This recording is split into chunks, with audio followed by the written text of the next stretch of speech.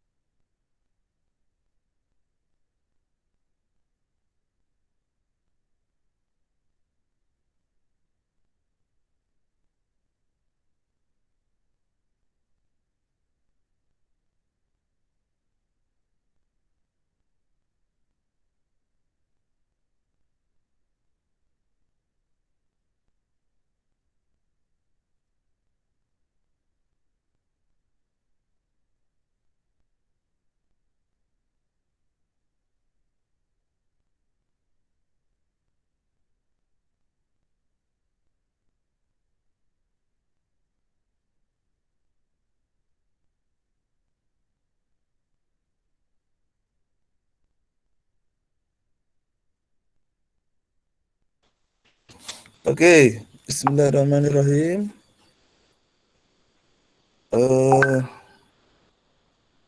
Hari ini kita akan melanjutkan perkuliahan makroekonomi Islam, masih tentang kurva aggregate demand dan aggregate supply. Nah, kalau minggu kemarin kita membahas yang ini saya kedengeran kan ya? Dengar Halo? Pak. Oh ya, ya, terima kasih. Minggu kemarin kan kita membahas tentang aggregate demand dan aggregate supply, tapi secara umum. Hari ini kita coba masuk ke yang versi Islami seperti apa. Oke, ini slide saya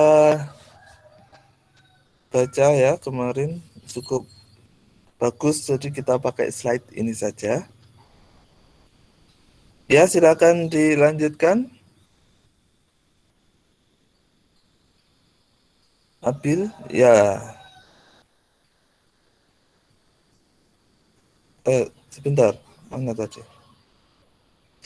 Nah, ini kan ya, ada keseimbangan pasar barang dan pasar uang konvensional. Nah, yang kita baca di slide ini, yang satu lagi nanti keseimbangan pasar barang dan pasar uang Islami, kan begitu ya. Tentu saja maksudnya dari pasar uang ini adalah peredaran uang, gitu ya, peredaran uang di masyarakat, bukan ini ya, bukan uangnya diperjualbelikan gitu, bukan ya, karena kalau itu tentu saja sudah ribawi. Nah, saya amati kuliah WhatsApp-nya sejarah kemarin seru sekali ya, baik dari kelas pagi maupun kelas sore. Dan ternyata kalau saya amati lebih aktif malah kalian ya di kelas WA daripada kelas yang tatap muka begini. Nggak tahu kenapa ya. Mungkin karena ada waktu juga untuk berpikir dulu begitu ya, mau tanya apa. Iya Pak. Terus nanyanya juga ke teman sendiri gitu ya. Jadi nggak sungkan-sungkan. Nah, tapi ya ada tapinya ya, ada tapinya. Menurut peraturan sebelum UTS dan sesudah UTS itu minimal kita harus ketemu seperti ini 3 kali begitu ya. Nah, harus ketemu seperti ini 3 kali. Harus 3 kali tatap muka, pakai Meet atau pakai Zoom. Sisanya boleh WA grup nggak apa-apa. Oke, kita lanjutkan.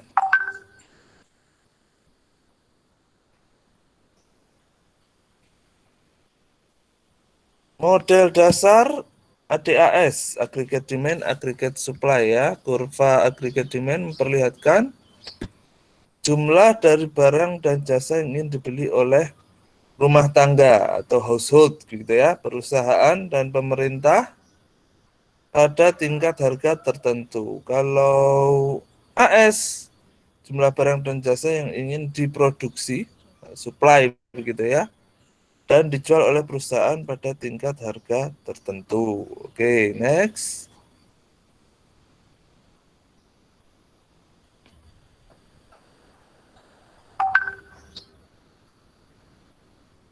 Ya, selanjutnya.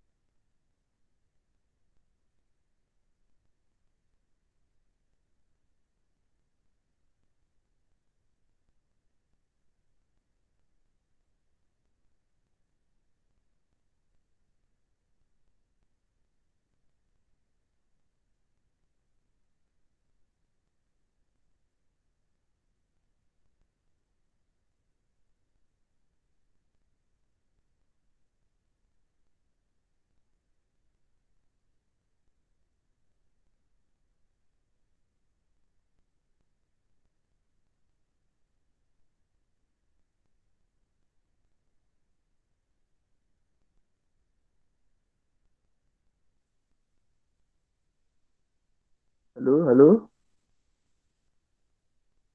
Maaf, saya hilang. Iya, Pak.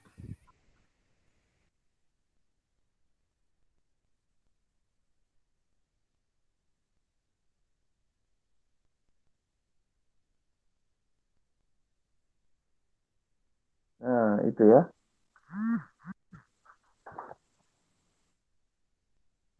Oke, itu adalah kurva aggregate demand dan aggregate supply. Bentar. Nah, jadi seperti yang sudah dijelaskan Bu Rahma pastinya ya, kurva aggregate supply itu yang dari kanan atas ke bawah itu kan ya. Kalau aggregate demand dari kiri atas ke kanan bawah. Oke, terus lanjut.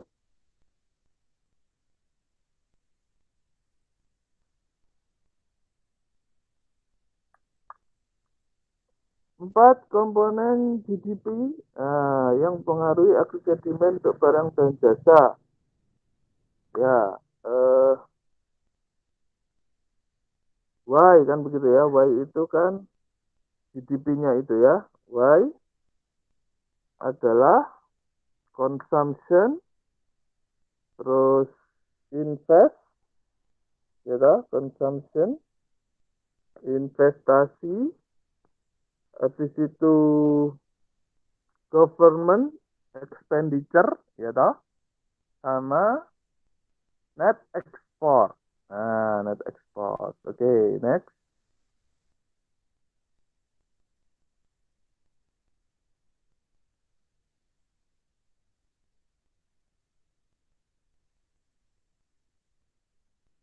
Nah, ini ya, terlihat ya. Sebentar. Nah, sebelum ke slide yang tadi ya. Nah, cara bacanya dari situ tuh, dari angka 1 habis itu ke angka 2 itu ya. Nah, angka 1, a decrease in the price level, maksudnya adalah pengurangan harga atau harga turun. Nah, terus mengakibatkan yang angka 2 itu increase the quantity of, tuh itu apa ya? Kok nggak kelihatan ketutupan itu ya. Ya pokoknya ininya meningkat gitu ya. Outputnya meningkat. Kalau harga turun, output dari demand-nya meningkat. Kenapa bisa begitu? Ya karena ketika harga turun orang-orang jadi pengen beli kan begitu ya. Kalau harganya mahal orang kan berpikir dua kali untuk membeli sesuatu. Oke, next.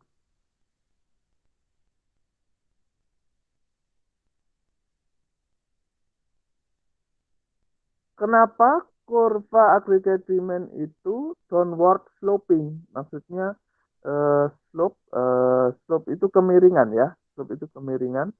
Kenapa downward? Kenapa ke arah bawah begitu ya? Kenapa ke arah bawah?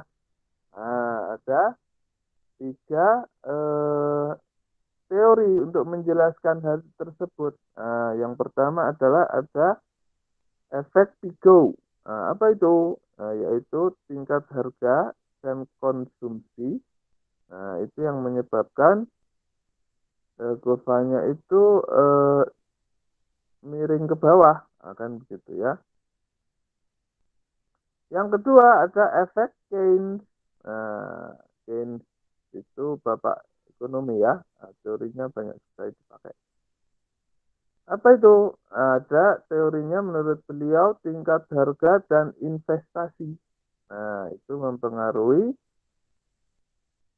kuantitas. Nah, judulnya adalah the interest rate effect. Berarti apa itu ya? Interest rate itu suku bunga, akan begitu. Suku bunga, jadi intinya suku bunga mempengaruhi investasi. Kenapa begitu? Karena semakin mahal bunga, orang jadi males invest. Nah, kan orang butuh modal untuk invest. Itu kalau bunganya mahal untuk dikembalikan, orang jadi malas berinvestasi. Terakhir, exchange rate effect, tingkat harga dan jumlah ekspor. Oke, next. The wealth effect, Tigo ya, Tigo. Penurunan tingkat harga akan membuat konsumen merasa lebih sejahtera. Ini akan mendorong mereka untuk lebih banyak membelanjakan uangnya. Ini akan membuat permintaan terhadap barang dan jasa akan menjadi lebih besar. Kayak gini lah. Nah, misalkan bule-bule itu ya yang datang ke Indonesia, melihat apa namanya rupiah itu murah, wah mereka jadi shopping itu di Indonesia ya. Nah, jadi kalau kalian ke Bali itu ya, kalian ke Bali paling orang Indonesia kalau liburan ke Bali itu paling ya sehari, 2 hari, 3 hari begitu ya. Nah, tapi kalau orang luar, mereka liburan bisa sampai sebulan, 2 bulan, 3 bulan begitu ya. Nah, karena memang perbedaan kursnya, terus juga karena memang ini ya holiday mereka panjang biasanya ya, liburannya panjang. Oke, terus ini akan membuat permintaan terhadap barang dan jasa menjadi lebih besar. Nah, jelas ya. Jadi kalau harga-harga murah, orang jadi suka shopping, begitu ya. Ibaratnya begini lagi lah. Kalau kalian dulu pas sebelum pandemi ya, suka main di Royal Plaza, terus kapan-kapan kalian main ke Tunjungan Plaza, nah itu ada shopnya ya. Soalnya harganya berbeda di sana ya. Nah, kalau di Royal kalian bisa jalan-jalan, terus makan di food court, terus shopping dikit-dikit cukup duitnya. Nah, kalau ke PP, wah itu kalian eh, makan tok, wes nggak bisa belanja apa-apa, soalnya semuanya mahal. Oke, next.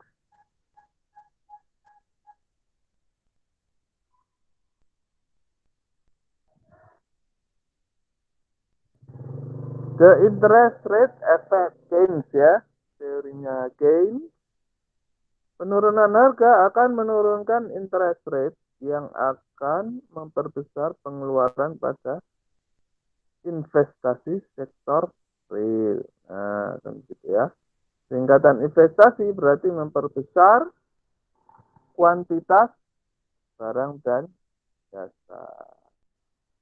Oke, lanjut.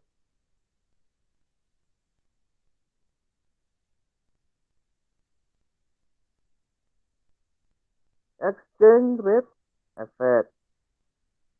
Saat tingkat harga mengalami penurunan, menyebabkan tingkat bunga turun juga, nilai real meningkat. Ini akan merangsang naiknya ekspor.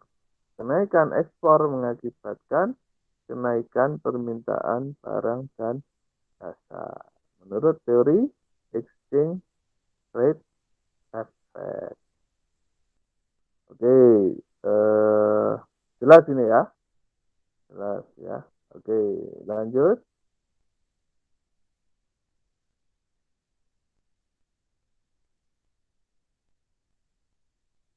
Nah, penurunan slope kurva aggregate demand yang tadi ya, memperlihatkan penurunan tingkat harga akan meningkatkan permintaan terhadap barang dan jasa. Banyak faktor, walaupun efek dari jumlah permintaan barang dan jasa pada tingkat harga yang lain. Salah satu faktor tersebut berubah kurva AD akan bergeser atau shift, begitu ya, shift. Jadi kalau kita mempelajari apa namanya pergerakan kurva ini ada beberapa macam kan begitu ya. Ada shift, Terus ada move along. Move along itu bergerak tapi masih di garis. Eh, terus ada apa lagi ya? Dua itu seingat saya. Oke, next.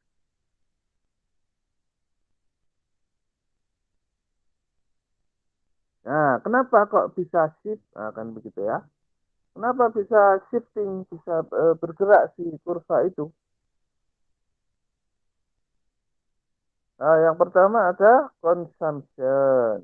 Habis itu ada investasi. Lalu ada government purchase, pemerintah yang membeli sesuatu. Nah, pemerintah membeli sesuatu sama net export. Sesuai dengan teori yang tadi ya, Y sama dengan CIG X. Nah, kan begitu ya. Eh, mana kok hilang ya? Oke, next. Nah, ini namanya shifting itu kan ini ya, shifting. Jadi bergeser. Yang tadinya D1, nah, kan begitu ya, berpindah menjadi D2. Nah, seperti itu bentuknya. Oke, lanjut.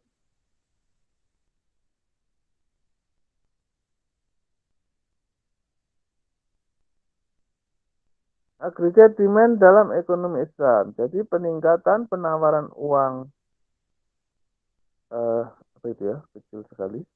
Uang real karena penurunan tingkat harga akan berakibat meningkatnya jumlah uang tunai yang dipegang orang atau perusahaan. Untuk mengurangi jumlah uang tunai, zakat dan biaya lainnya yang dikenakan atas penarikan modal dibayarkan dari keuntungan, bukan dari modal. Kemudian investasi berhubungan dengan tingkat keuntungan yang diharapkan dan akan meningkatkan pendapatan nasional. Ini ada lagi nggak ya?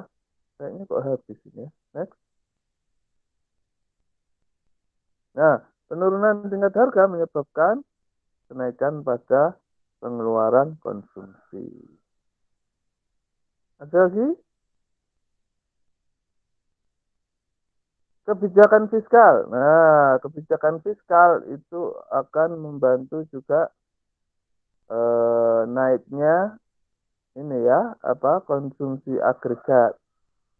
Nah, jadi pemerintah memang harusnya tidak boleh eh, menyimpan saja itu anggaran-anggarannya. Jadi harus banyak proyek-proyek gitu ya, biar eh, perekonomian bergerak. Ya, selanjutnya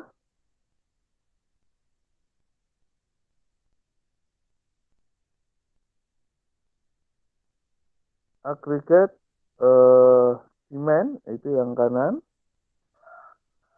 Kalau yang kiri itu agregat expenditure, agregat expenditure atau pengeluaran dari belanja pemerintah. Nah, oke, habis kayaknya ya, habis ya. Coba next, ya kan habis kan? Kalau habis kita balik lagi, balik lagi ke slide ketiga. Sebentar, sebentar. Balik ke mm, mm, mm, mm, mm. Ke teori-teori tadi, teori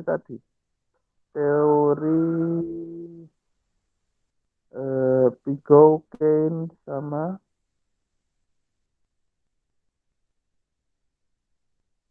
ini nih. Oke. Nah, jadi yang kita pakai itu kan kurva-kurvanya itu memang hasil dari pemikiran para ekonom barat kan begitu ya. Nah, kalau kita pelajari dari sejarah pemikiran ekonomi Islam, sebetulnya tokoh-tokoh Islam juga sudah mulai memikirkan tentang hal ini kan begitu ya. Ada supply demand, seperti kemarin kan juga sudah dibahas tuh ya. Eh, Al-Mawardi sama Ibnu Rus kan juga sudah eh, mencoba memahami fenomena supply demand. Tetapi memang orang Baratlah yang lebih komprehensif begitu ya. Mereka mengembangkan, kemudian membuat model-model matematisnya, bikin kurvanya agar mudah dipahami. Nah, terus gimana kalau yang versi Islamnya? Nah, versi Islamnya kan ini ada judulnya interest rate tuh menurut Keynes ya. Berarti kalau yang versi Islam nggak ada interestnya. Nah, kalau nggak ada interestnya gimana? Nah, kalau nggak ada interestnya berarti investasi seharusnya, gitu ya, seharusnya investasi di negara-negara Islam itu bagus karena semakin berkurang interestnya, orang jadi terdorong untuk invest. Nah, kan jadi eh,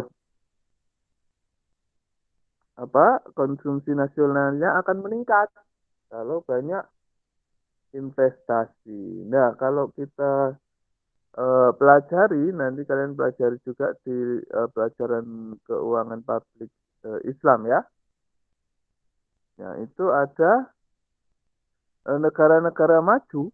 Nah, negara-negara maju itu interest rate-nya itu sudah mendekati zero ya. Jadi interest rate-nya negara-negara maju itu mendekati zero. Malah ada beberapa negara yang interest rate-nya minus.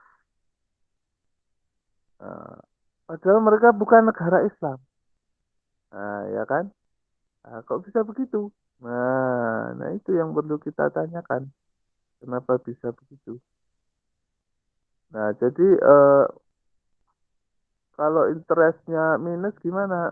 Artinya kalau kalian nyimpen di bank, simpen uangmu di bank, duitmu malah hilang lama-lama ya, tergerus suku bunga yang minus itu. Nah, kalau eh, suku bunganya tinggi kan orang suka nabung di bank kan, nggak ngapa-ngapain dapat duit kan. Gitu.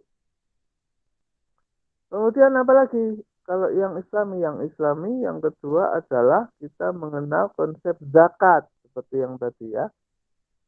Nah, itu sebetulnya nanti akan kita pelajari di pertemuan keberapa itu kayaknya ada ya di pelajaran ini. Atau kalau nggak di pelajaran ini, di pelajaran keuangan publik.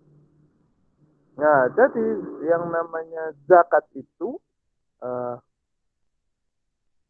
sudah pernah ada beberapa tokoh yang meneliti efeknya zakat terhadap konsumsi nasional kan seperti itu.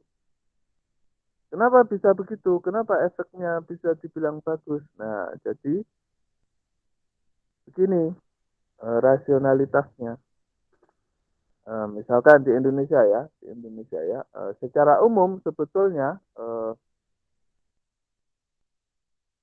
hampir fenomena di seluruh dunia ya, yang namanya orang kaya itu lebih sedikit daripada orang miskin. Itu secara umum begitu. Apalagi di Indonesia, yang miskin lebih banyak daripada yang kaya. Nah, dari sudut pandang ekonomi, orang yang miskin papa seperti itu tidak bisa mengkonsumsi, nggak bisa beli banyak banyak hal, tidak bisa beli macam-macam. Kenapa kok begitu?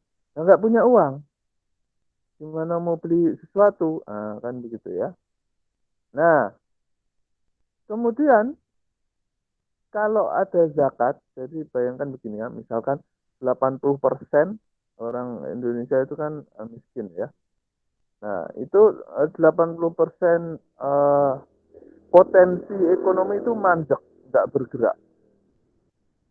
Nah, ketika zakat itu digerakkan secara masif, nah orang-orang di level bawah ini yang 80% itu bergerak semua secara bersamaan begitu ya. Gerak gitu ya. Bayangkan betapa besarnya efeknya terhadap perekonomian. 80% orang yang tadinya nggak bisa ngapa-ngapain, begitu dapat zakat langsung bergerak membeli sesuatu atau mengkonsumsi sesuatu. Nah, itu akan menggerakkan perekonomian nasional. Nah, menggerakkan perekonomian nasional. Dan yang namanya konsumsi di level bawah, konsumsi di level bawah itu adalah konsumsi barang-barang pokok. Nah, seperti itu ya, konsumsi barang-barang pokok yang merupakan bisnis utama di mana-mana ya. Nah, misalkan minyak goreng, beras, sembako begitulah ya, kecap, gula. Nah, seperti itu kan industri-industri pokok ya.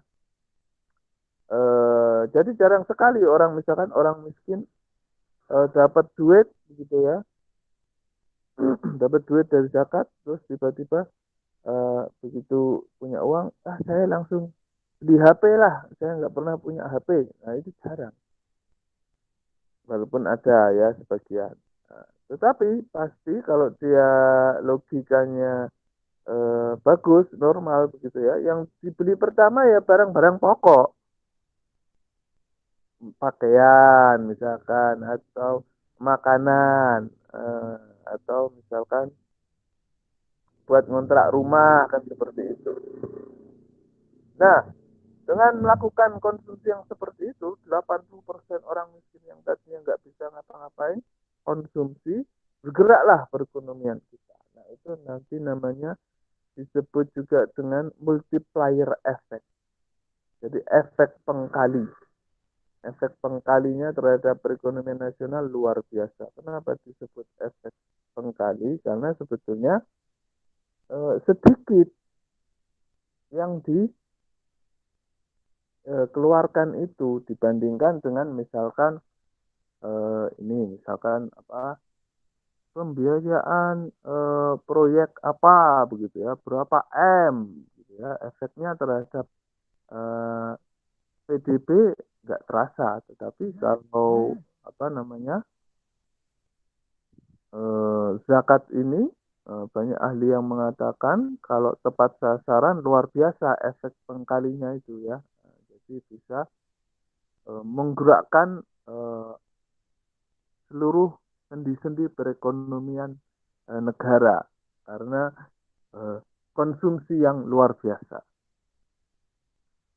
Terus ini ya, exchange rate effect kalau ini sama saja ya, dari apa konven sama islami sama saja sebetulnya ya. Kemudian ada satu hal lagi yang membedakan konsumsinya konvensional dengan islami. Nah, ada satu hal lagi, apa itu? Yaitu konsumsinya orang Islam itu agak sedikit ditahan, tidak bebas seperti orang yang nggak Islam, gitu ya. Agak sedikit ditahan. Jadi yang dikonsumsi itu adalah barang-barang yang memang perlu. Jadi Islam kan mengajarkan tidak boleh tabzir, kan begitu ya, tidak boleh mubazir, tidak boleh boros. Nah, hal itu akan efeknya apa ke perekonomian? Efeknya adalah pemerataan bisa tercapai. Nah, pemerataan bisa tercapai. Jadi misalkan beginilah kasarnya ya. Produsen bikin roti 1 biji. Nah, rotinya cuma 1 itu ya. Nah, rotinya roti tar misalkan ya, yang agak gede itu ya. Nah, dalam kondisi normal, 1 kue tar itu bisa buat makan orang 10. Nah, itu kalau orangnya Islami ya tahu diri, 1 orang ambil 1 potong kan begitu ya. Nah, tapi kalau yang nggak Islami gimana? Ya misalkan mentang-mentang saya begitu ya, wah saya borong nih rotinya. 10 orang tak habiskan semua buat saya saja, buat satu orang. Nah, akhirnya terjadi apa? Terjadi ketidakmerataan. Terjadi ketidakmerataan barang dan jasa. Kalau ada orang-orang yang seperti ini, orang-orang yang boros, orang-orang yang mengambil sebetulnya yang harusnya dikonsumsi oleh orang lain, diambil sendiri. Nah, kalau dalam ekonomi Islam sebetulnya kan tidak boleh. Nah, seperti itulah yang mencegah terjadinya ketidakmerataan dalam perekonomian. Nah, seperti itu. Saya rasa itu saja ya untuk materi hari ini. Memang tidak terlalu panjang materinya, dan memang intinya hanya itu saja ya untuk yang versi yang Islami ini. Nanti insya Allah akan kita sambung lagi. Kalau ada pertanyaan, silahkan ditanyakan. Boleh di sini atau boleh di grup ya.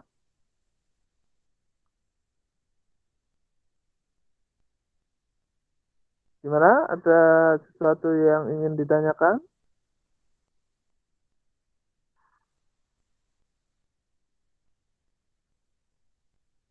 Ya, kalau nggak ada, sementara kita tutup dulu ya pertemuan pada hari ini. Insya Allah kita sambung lagi minggu depan. Kita tutup dengan doa akhir majelis. Subhanakallahumma bihamdika asyhadu an la ilaha illa anta astaghfiruka wa atubu ilaik. Terima kasih. Kalau ada pertanyaan di grup ya. Mohon maaf kalau ada kekurangan. Wassalamualaikum warahmatullahi wabarakatuh. Waalaikumsalam warahmatullahi wabarakatuh. Terima kasih, Pak. Waalaikumsalam.